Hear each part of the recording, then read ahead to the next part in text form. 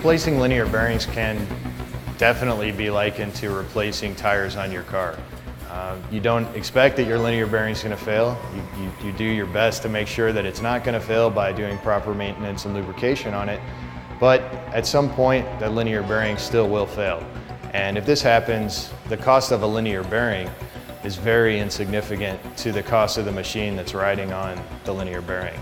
So by spending a small amount to replace the linear bearing now, you can certainly avoid a large amount of potential failure on your entire machine at a later date. Unscheduled downtime for your assembly line can cost up to $10,000 an hour, which is a very reasonable assumption to make.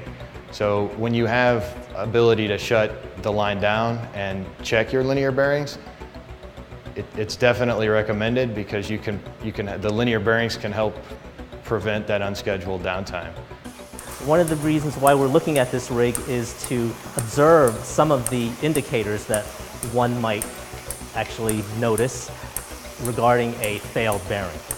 And in this particular case, if you listen carefully, you can actually hear the noise of the bearings as it goes through. It's actually rougher. You can actually hear a clicking noise. It's actually causing a stuttering in the movement. And if one were to actually feel the product, you can actually feel the vibrations as it runs back and forth as well. You can look to see if they're actually grooving on the shaft itself, and as well take a sample off of the surface to look for metal particulates. Now, there are other occasions where none of these signs exist, but you may still have a failure. More often, you'd want to actually monitor the load variation. And one of the things you can do is actually check the vibration. So on here, you can actually see the variation that we have from the load.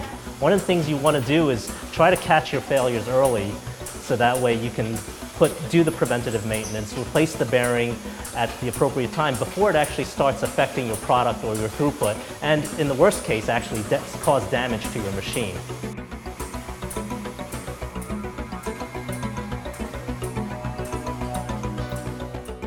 So what we're going to do right now is that we're going to take out the failed bearing, and what he's going to do is he's going to unload the load cell, block off the load plate, and then pull the shaft out, replace the bearing, put in a brand new bearing. So what you'll note is that the sound is of course a lot quieter.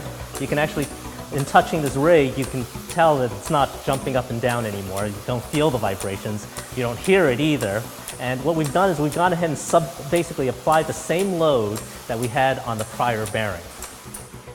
These bearings clearly has seen better days. What we did was we went ahead and replaced them during part of our standard maintenance cycle. You can see from here, the fact that the whole bearing is actually fairly dry. What lubrication that there is actually, that's caked on there, it's discolored. So rather than waiting for any sort of a failure or things like that, you want to definitely maintain this bearing on a regular cycle. But in this case, there was actually no clear manifestation, and it's those hidden failures that are probably going to be worse. Now is the time to think about replacing your linear bearings, taking a look at them, making sure they're lubricated.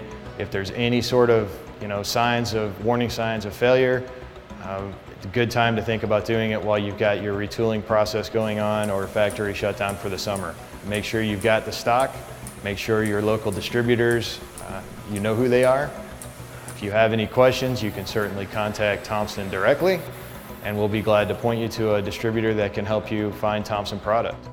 That's why you really do want to do good and proper maintenance and actually get those bad bearings or troublesome products replaced. So an early replacement will help the longevity of your machine.